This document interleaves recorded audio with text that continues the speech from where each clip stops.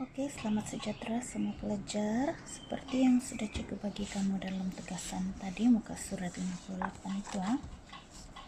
Jadi di sini cikgu bincangkan cara menyediakan catatan dalam buku catatan pertama yang sesuai. Jadi kamu rujuk, kamu punya soalan tadi dan kita mulalah. Oke, untuk soalan tadi ini ya. Maklumat berikut diperoleh daripada syarikat Sarah Jun 1 baki tunai di bank 14.500. Semua ni maklumat semua ini adalah maklumat untuk catatan pembukaan. Jadi catatan pembukaan ini kita hendaklah rekod dalam jurnal am. Jadi kamu sudah kasih sedia kamu punya jurnal am tadi kan? Di jurnal am kamu yang sudah kamu prepare awal-awal. Contoh ini jurnal am, cikgu punya jurnal am. Jadi mengikut menurut soalan tadi ya, tarikh kamu kena tulis dululah. Tahun dia tahun bila tadi? 2000. Kita tulis tahun, jadi kita letaklah 20 lah contohnya.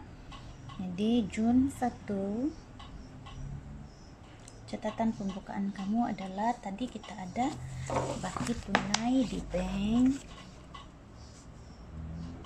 baki tunai di tangan, baki buku tunai runcit, kenderaan, perabot, lekapan, inventory, akan belum terima, Linli, dan juga akan belum bayar Afriza. Jadi ini semua kita kena rekod lah dalam jurnal am. Jadi rekod dia di bank, debitkan semua aset seperti bank 14.500, tunai tadi ialah 1.250. Merujuk soalan kamu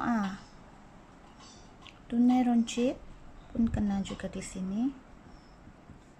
Tunai runcit dia aset juga jadi 35.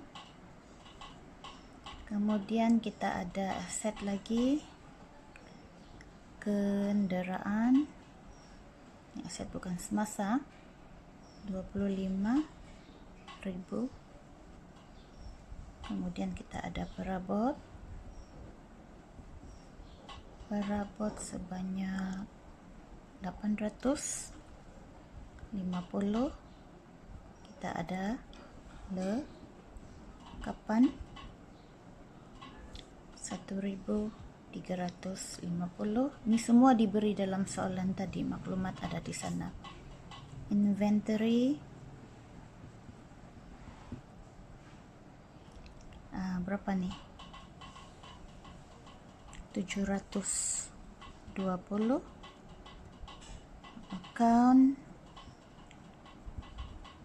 belum terima. Siapa tadi? Li 400. Kemudian kita kreditkan semua liability dan juga equity. Liability yang kita ada ialah account belum bayar Afriza. Tulis nama dia, kan belum bayar Afriza. Sini sebelah kredit 500. Kemudian kita ada modal. Modal tadi dia tidak bagikan dalam soalan. Jangan lupa kasih indent sikit jarak sikit untuk yang kredit sini. Tidak boleh satu kali lurus sana, tidak boleh.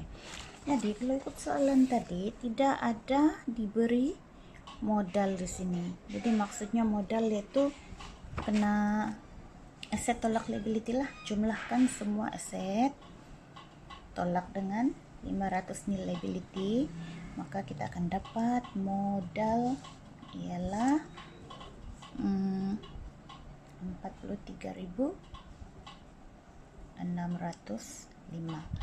Oke. Jadi Selepas kamu buat dia punya catatan ini, kamu kena tulis dia punya keterangan. Nah, keterangan dia ialah asset, liability, dan equity ataupun modal lah pada tarikh ini. Oke. Jadi di sini kamu kena gariskan dia, jumlahkan. Apabila kita membuat rekod catatan pembukaan permulaan, kita mesti jumlahkan dia, berapa jumlah dia. So, tambah semua dapat 44 105. 44105. Oke, so garis. Pakai pembaris saja, cikgu saja yang tidak pakai pembaris nih. Oke. Itu untuk catatan pada 1 Jun untuk di jurnal am lah.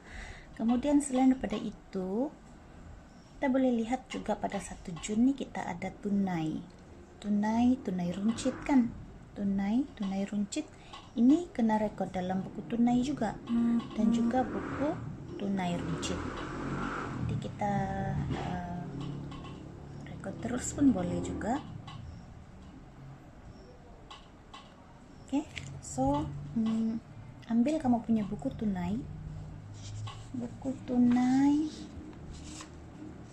yang kamu sudah sediakan tadi, cikgu sudah suruh kamu sediakan kan. Ini buku tunai 3 lajur. Debit, tadi kamu punya jurnal am, kamu debitkan bank, debitkan tunai kan. Ini semua aset nih masuk dalam buku tunai. Jadi tarikh dia pada Jun ini 20. Oke. Jun 1 baki BB. So ini baki awal lah. Baki awal tadi kita ambil yang 1 Jun tadi itu kan. Tunai kita ialah 1.250. Kita punya baki bank ialah 14.500. Oke, kemudian kita ada lagi tadi tunai runcit. Ambil lagi buku tunai runcit kamu.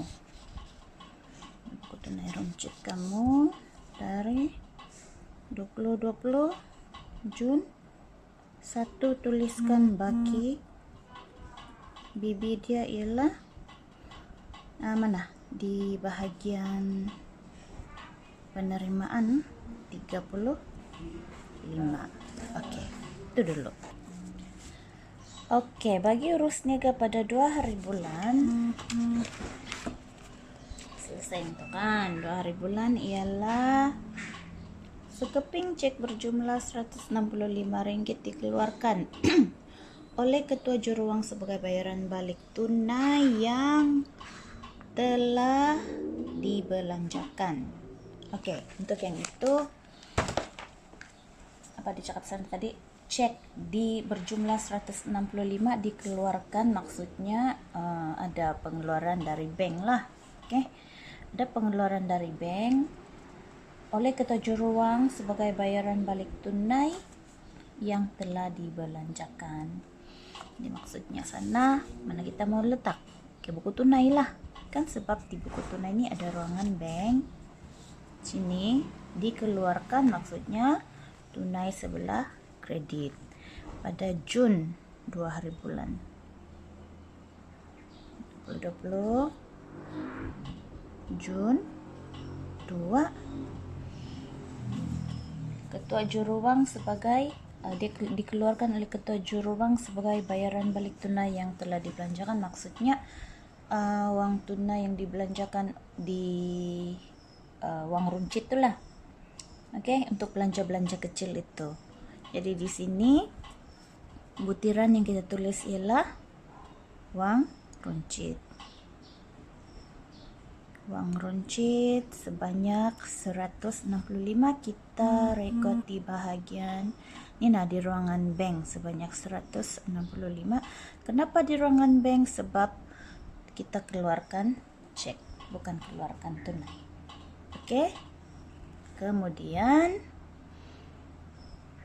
Perlukah kita rekod di buku tunai runcit juga? Perlulah kan, sebab yang ini ialah dia kasih top up itu tunai runcit nih. Oke, jadi kita keluarkan dari buku tunai dan kita debitkan pada buku tunai runcit. Jadi ambil kamu punya buku tunai runcit pada Jun 2 di sini tadi, debitkan dia. Tadi kita keluar dari bank kan, jadi butir DLA bank sebanyak penerimaan dia 165. Jadi kalau 165 tambah dengan 35 itu nanti kamu dapatlah jumlah yang setiap bulan yang perlu ada dalam buku tunai runcit kamu lah. Oke. Siap catatan untuk 2 hari bulan. Oke, seterusnya untuk urus niaga yang 2 hari bulan lagi. Ini sudah tadi 1 hari bulan sudah, ini 2, kemudian ada satu lagi urus niaga 2 hari bulan. Jualan tunai sebanyak 285 di bankkan. Oke, ini jualan tunai. Jadi maksudnya kita ada duit di sana di bankkan, debit bank, kredit jualan lah kan. Jadi kita tidak buat jualan, kita cuma mau rekod dalam ini sajalah, buku tunai lah tadi. Debitkan buku tunai kita pada 2 hari bulan itu juga. 2 hari bulan jualan lah, sebab jualan tunai tadi kan. Jualan. So kita rekod di ruangan bank. Sebab dicakap tadi soalan itu jualan tunai 285 di bank kan, maksudnya dia masuk dalam bank lah. So 285 di sini. Ya, paham? And then